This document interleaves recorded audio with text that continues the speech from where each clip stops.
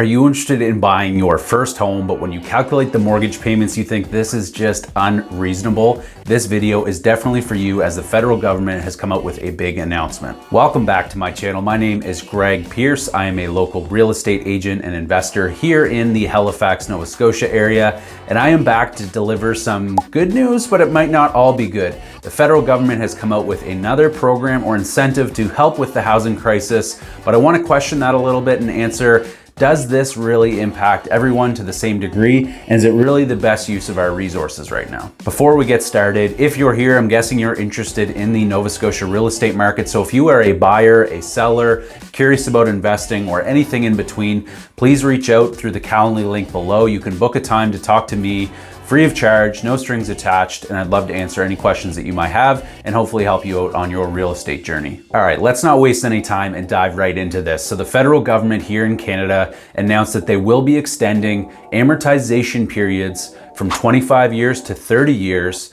for first-time home buyers. So an amortization period is really the length of time given to pay off your mortgage. Yes, you can do it in a shorter period of time, but typically the maximum is a 25-year mortgage on residential properties. They have extended that by an extra 5 years, which on paper seems phenomenal. The goal of this is to lower your monthly mortgage payment. You are spreading out the principal amount over 30 years instead of 25. So this is really beneficial, but there are a couple key caveats that I want to point out.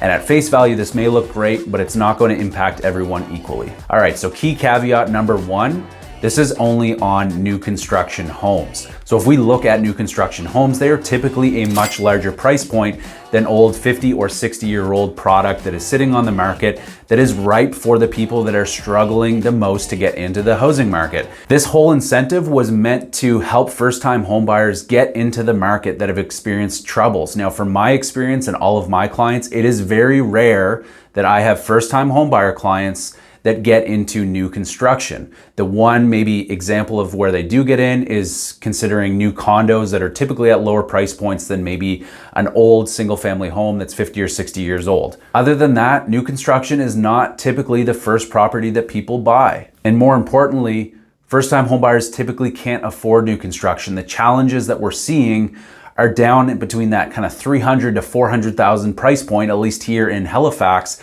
and that's not going to help anyone here to get into that new construction market. We are looking in this market specifically, again, this is a national federal government implementation, but here specifically in Nova Scotia, the challenges are getting people into the mini home segment. Yes, older condos are definitely still a factor, and new construction condos will still be relatively affordable compared to, single family, semi-detached or detached properties.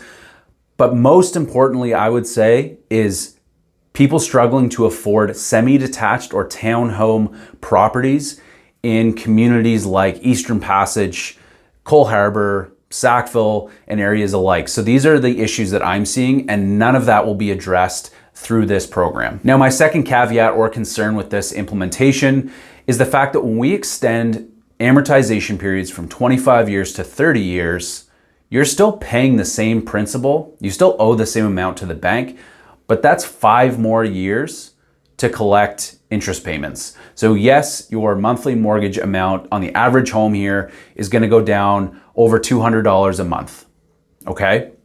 On the flip side, you're likely going to be paying $80,000, $90,000 to $100,000 more in interest over the life of that period. Now, I understand that most people are not going to see out the full length of their amortization period. Most people, especially first-time home buyers, don't buy a house, live in it for 25 or 30 years. They typically move every kind of 3 to 7 years. So I understand that. However, that also means in the early stages of your ownership, you are paying down less principal during that time period on a 30-year amortization than you would on a 25-year. So that's a really important fact to consider. And I understand, I don't want this to be fully critical. I do think this will help some of the segment, but it's going to be a very, very small segment of first-time home buyers. And I do think that unless people really understand or do their research, they may look at this, think, great, lower monthly mortgage payments, that's all I need, let's go.